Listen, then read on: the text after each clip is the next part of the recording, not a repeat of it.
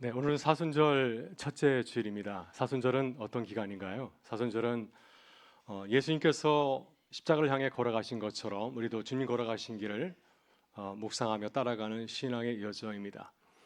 이 기간 동안 우리의 생활 속에서 주님의 길을 묵상하면서 또 주님의 그 발자취를 따라가는 그 영적인 시간이 되기를 간절히 소망합니다.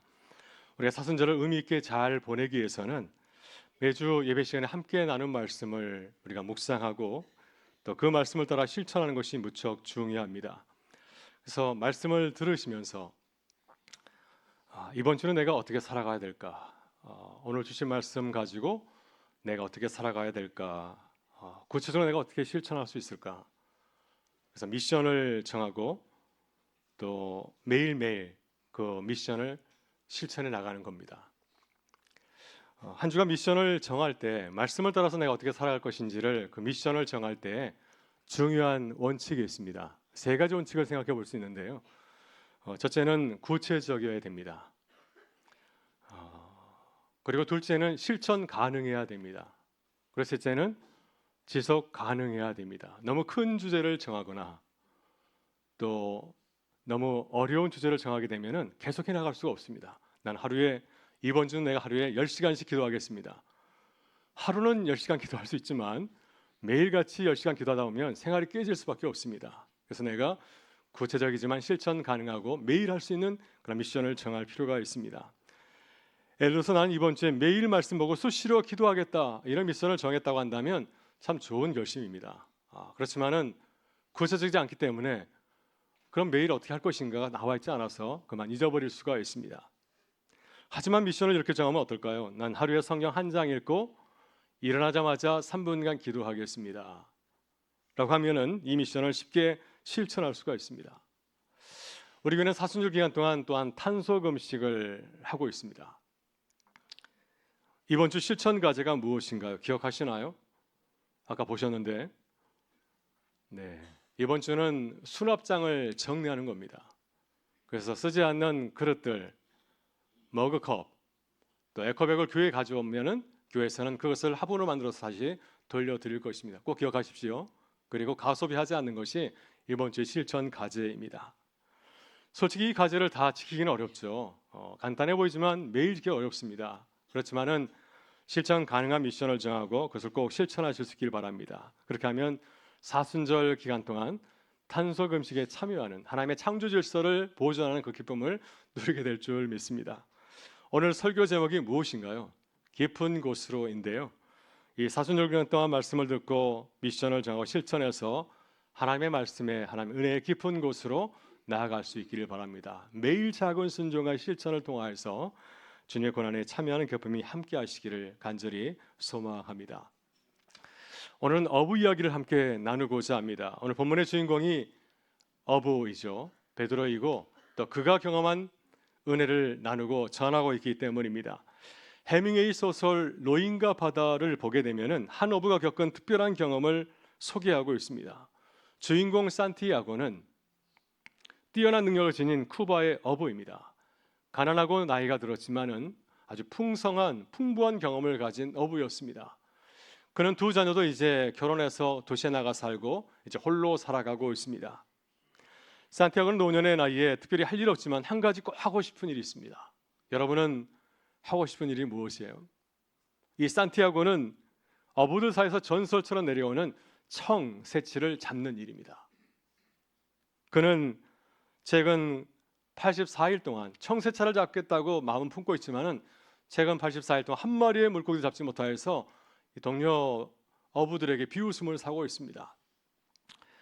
산티아고는 이러한 일 때문에 마음에 큰 상처를 받고 동료 어부들과는 다른 놀라운 결정을 내리게 되죠. 아무도 가보지 않은 먼 바다로 나가게 됩니다. 그곳에 사람들은 상상조차 하지 못하는 아주 거대한 물고기가 살고 있을 것이라고 믿기 때문입니다. 여러분, 산티아고가 망망대해에 나가서 고기를 잡으려고 하는 것은 청새치를 잡으려고 하는 것은 단순히 돈을 벌기 위함이 결코 아니었습니다. 그는 아름답고 의미 있는 삶을 살고 싶었고 무엇보다도 자신을 따르는 어린 제자 마눌린에게 좋은 인생의 멘토가 되고 싶어 하였습니다. 그래서 산티아고는 작은 돛담배에 이제 몸을 싣고 먼 바다로 향하였습니다. 그는 미국 플로리다와 쿠바 사이에 있는 걸프 스트림 해역까지 나가게 되었는데요. 이곳은 이제 대륙과 대륙이 만나는 곳이기 때문에, 섬과 대륙이 만나는 곳이기 때문에 아주 높은 파도가 있고 아주 물살이 빠른 곳이었습니다. 또 너비가 100km나 되고 깊이가 1km에 달하는 매우 넓고 깊은 해역이었습니다. 바로 그곳에서 이제 고기를 잡습니다. 커다란 바다 낚시 바늘에 미끼를 달아서 180m 수면 아래로 이제 내려 보냈습니다. 뜨거운 대낮 정오가 되자 드디어 청새치가 미끼를 물었습니다. 청새치는 무게가 무려 860kg이고 길이가 5.3m나 되기 때문에 이 산티아고가 단번에 그 청새치를 잡을 수가 없었습니다. 3일 동안 끌려다녔습니다. 3일 동안 끌려다니면서 이제 청새치가 자신의 힘을 다 소진했을 때 수면 위에 오르게 되었습니다. 그때 이제 이 산티아고가 큰 작살로 그를 내리쳐서 그 청새치를 잡게 되었죠. 그러나 청새치가 너무 커서 배 위로 끌어올릴 수 없게 되자 산티아고는 이 청새치를 배에 묶고 이제 3일 동안 자신의 고향인 그 어항으로 돌아가게 되었습니다. 집으로 돌아가는 길에 청새치의 피냄새를 맡은 상어떼들이 몰려들기 시작하였습니다. 그렇지만은 이 산티아고 혼자의 힘을 가지고서는 이 상어떼의 공격을 막아낼 수가 없었습니다. 그들의 공격을 막는 것은 불가능하였습니다. 결국 산티아고는 어렵게 잡은 청새치 살은 다 뜯기고 이제 뼈만 앙상에 남은 그 청새치를 배에 묻고 돌아왔습니다. 새벽에 고향에 도착한 이 산티아고는 이제 집에 들어가서 깊은 잠을 자게 되었고요. 아침에 일어나서 보니까 이 어부들이 그 청새치를 보면서 막 놀라고 난리가 났습니다. 상어뼈일 거라고 하면서 여러 가지 얘기를 합니다. 이 산티아고가 그동안 어떠한 고난을 겪었는지 전혀 관심이 없고 그가 잡은 이 청새치 뼈에만 관심을 두고 있습니다. 산티아고는 이제 자신을 보면서 눈물을 흘리는 제자 만룬에게 자신의 경험을 들려주고 그리고 이제 자신이 청새치를 잡은 작사를 물려주고 이야기는 끝을 맺고 있습니다. 이런 산티아고는 뼈만 남은 청새치를 가지고 고향으로 돌아왔지만 넓고 깊은 바다로 나아갔기 때문에 그동안 그가 경험하지 못하였던 놀라운 세계를 경험할 수 있었습니다.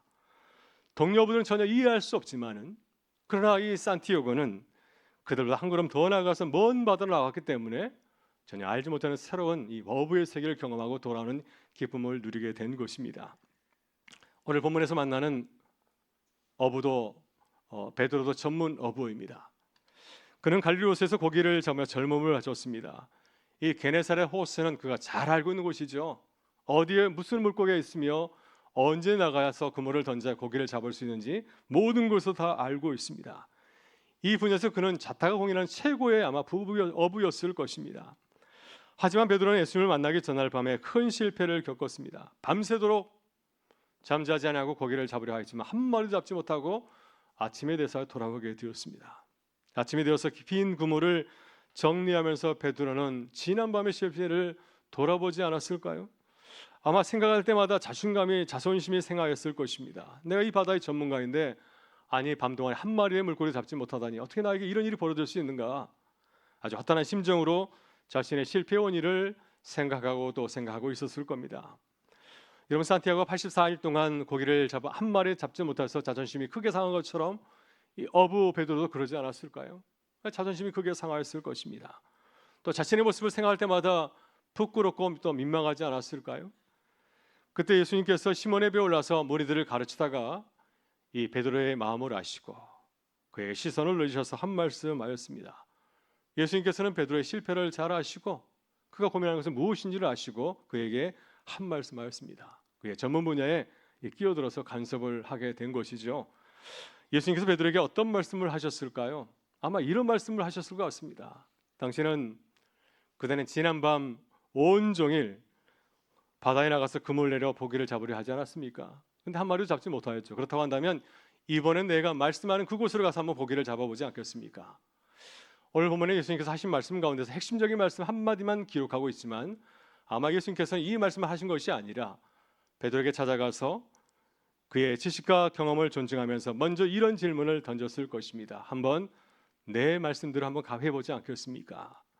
그때 베드로는 예수님에게 이렇게 대답하지 않았을까요? 그럼 제가 어디로 가면 좋겠습니까? 겉으로는 예수님의 권위에 관대하지 않았고 아무 말도 하지 않았지만 베드로는 속으로 예수님을 비웃었을 것입니다. 내가 이 갈릴리 바다 구석구석을 다 아는데 이 젊은 청년 예수가 무엇을 한다고 나에게 간섭하는 건가? 물고기가 많은 것을 알려준다고 아마 콧웃음 쉬지 않았을까요?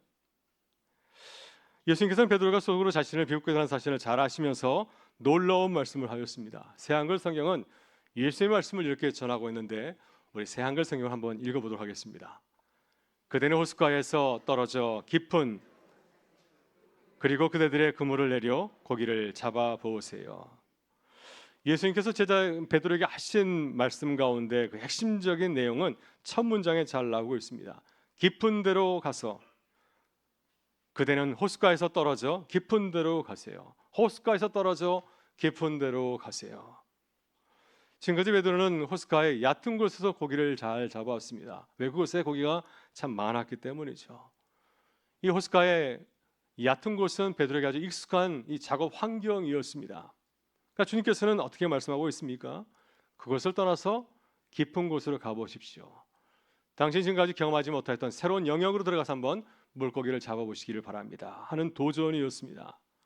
이런 베드로는 참 좋은 어부인 것 같아요. 그는 자신의 경험과 자존심을 내려놓고 예수님의 말씀에 순종할 줄 아는 참 겸손한 사람이었습니다. 그래서 저는 예수님에게 이렇게 대답하지 않습니까?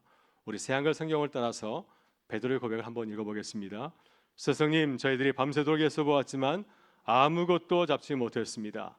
그러나 선생님 말씀을 받들어 제가 그물을 내려 보겠습니다.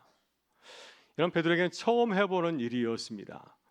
익숙한 환경을 떠나서 새로운 곳에 가서 깊은 곳으로 가서 고기를 잡는 것은 낯설고 생소하였습니다. 아마 그동안 깊은 곳으로 가지 않은 것은 깊은 곳에는 고기를 잡을 수 없다고 생각하고 있었기 때문인지 모릅니다.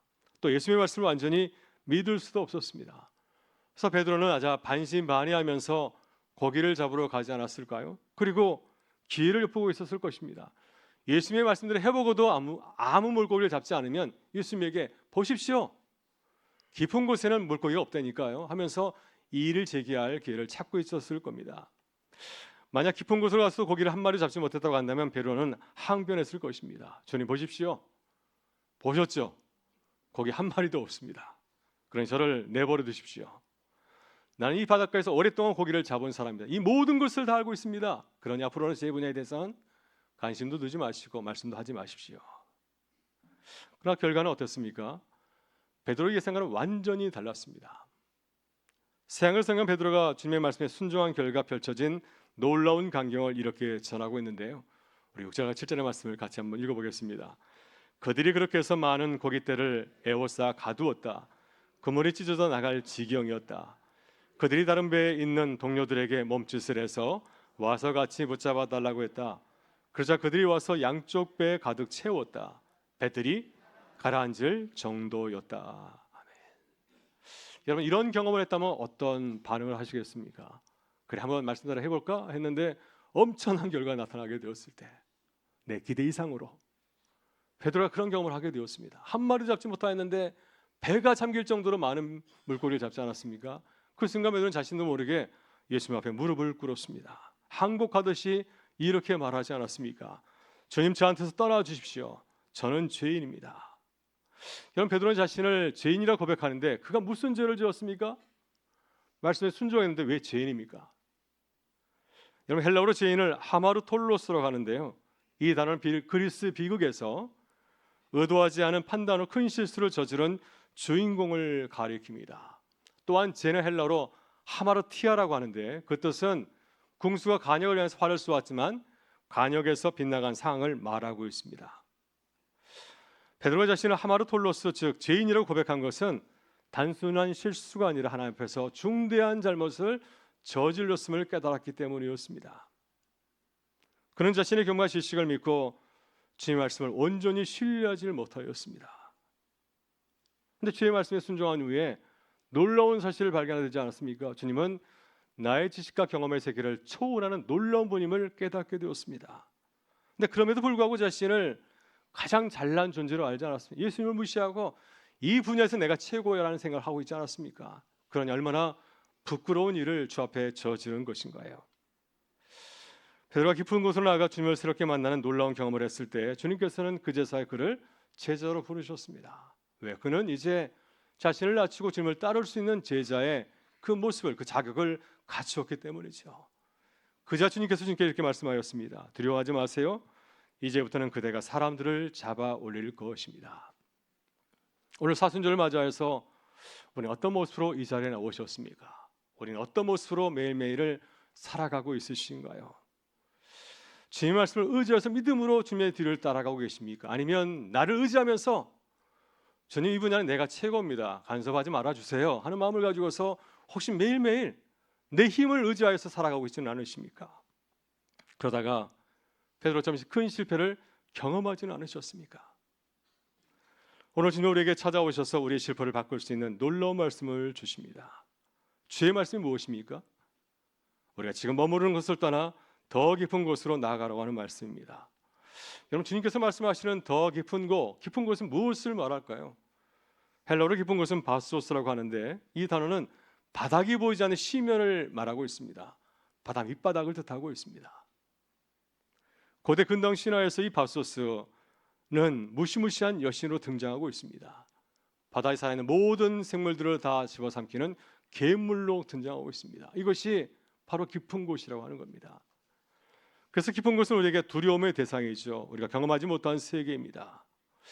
우리 눈을 보고 확인해야지 안심이 되는데, 눈을 보고 확인하지 못하니 우리가 두려움을 느낄 수밖에 없지 않겠습니까?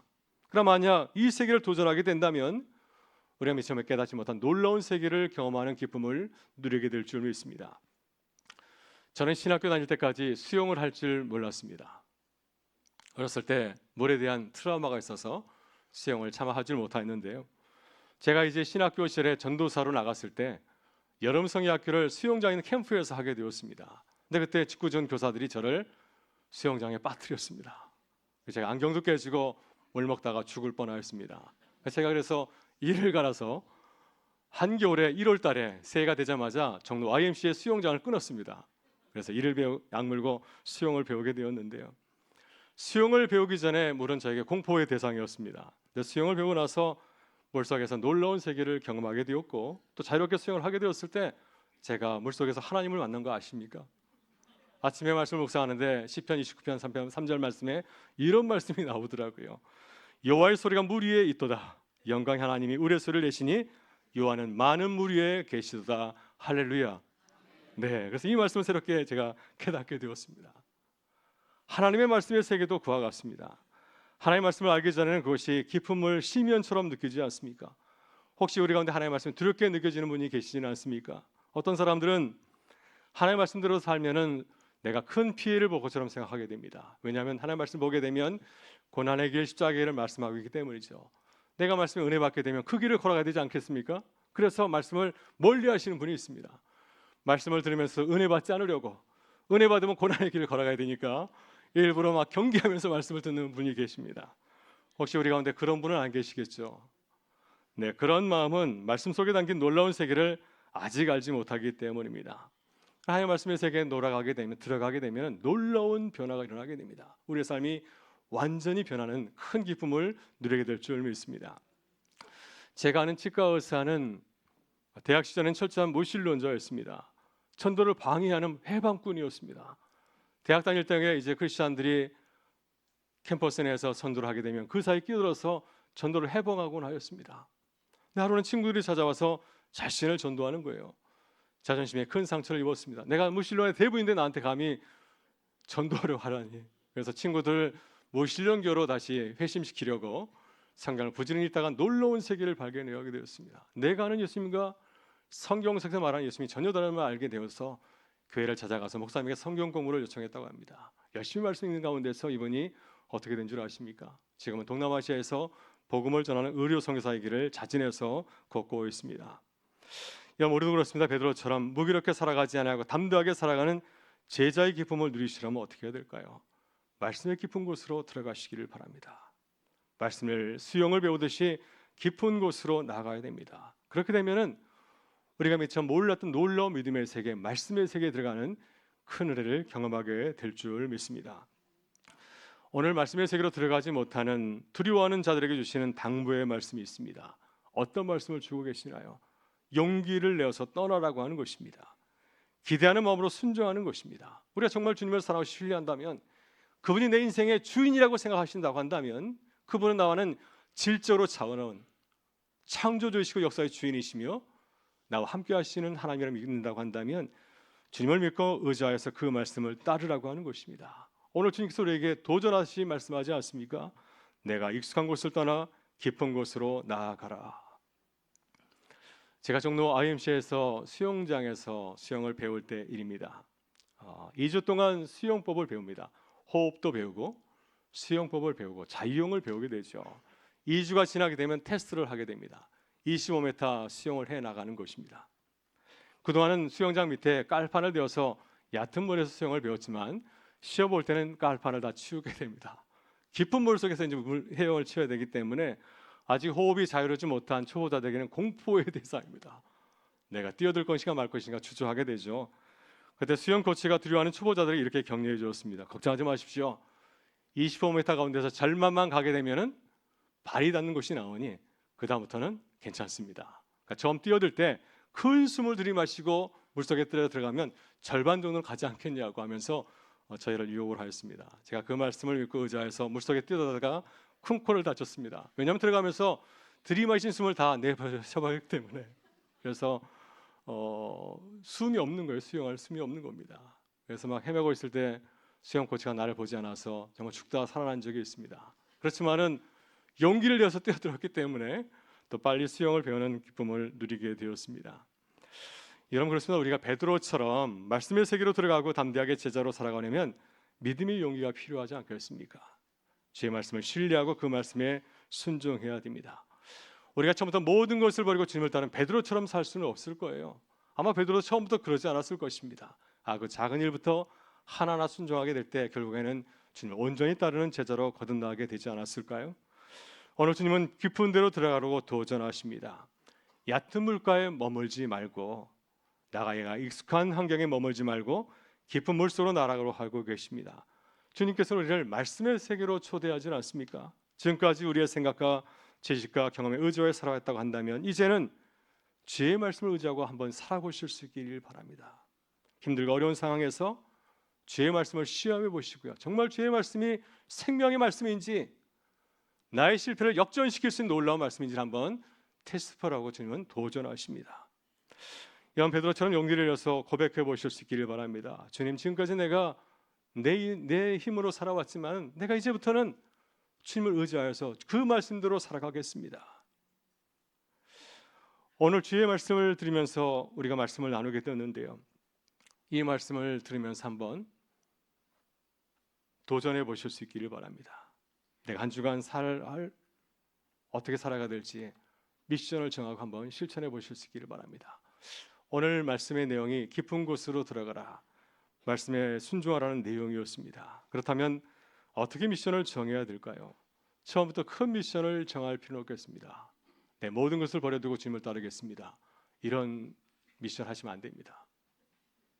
내가 할 수 있을 만큼 내 믿음의 분량에 맞게 미션을 정하면 됩니다. 중요한 것은 처음에 말씀하신 것처럼 구체적이고 실천 가능하고 매일 할 수 있는 것이어야 됩니다. 이렇게 정하면 어떻게 했습니까? 지금까지 내가 성경을 읽지 않았다고 한다면 하나님, 내가 이제부터는 하루에 한 장이라도 성경을 꼭 읽겠습니다. 또 이렇게 미션을 정하면 어떻게 했습니까? 내가 그동안 지금까지 기도할 시간이 없었는데 이제는 일어나자마자 3분이라도 꼭 기도하고 하루를 시작하겠습니다.